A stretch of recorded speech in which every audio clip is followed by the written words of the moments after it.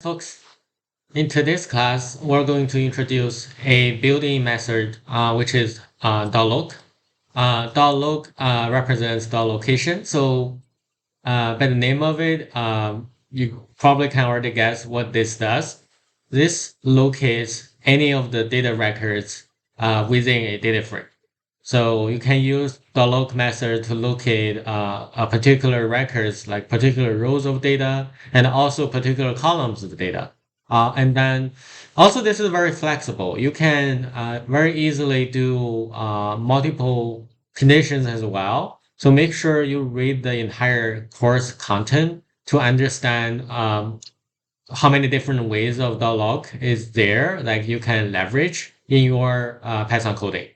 With this, we're going to turn to the VS Code next, and then write some .loc methods there using the pandas data frames we loaded in the earlier class. Last time, when we ran the import read Excel function, essentially we import the trial balance into a data frame, and we print out this data frame looks like this. So imagine I want to extract all the accounts with balances greater than $5,000. And also particularly, if I look at this data frame, I notice there's the total row here, right? I don't want to extract that. I only want to extract the data records, the account balances greater than 5,000, excluding this row. So with this, we can use the log method to do the filtering. Without delays, let's write our code. First, I will create a new variable called filtered_df equals df.loc. I'm going to use the loc method. And within the loc method, I'm going to put all the conditions within this bracket.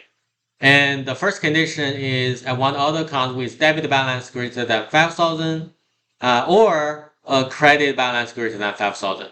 So to do that, I will put first the conditions in the preferences.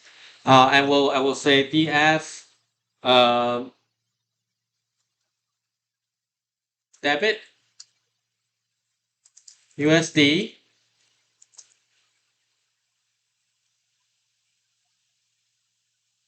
greater than 5,000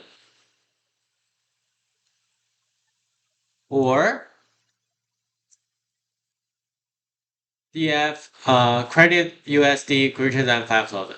So, and with this, I already filtered accounts essentially greater than $5,000.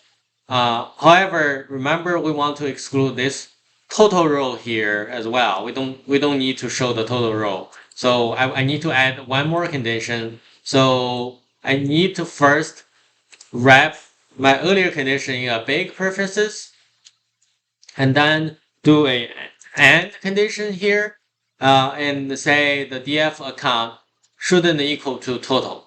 So this thing here means not equal to. With this, I already filtered the data frames for the records I wanted. Now I just need to print the filtered data frame. So with this, let me run this program again to show you whether we successfully filtered the accounts with balances greater than 5,000 while excluding the total row. So this is the output. First, we printed out, like the earlier we did, we printed out the data frame.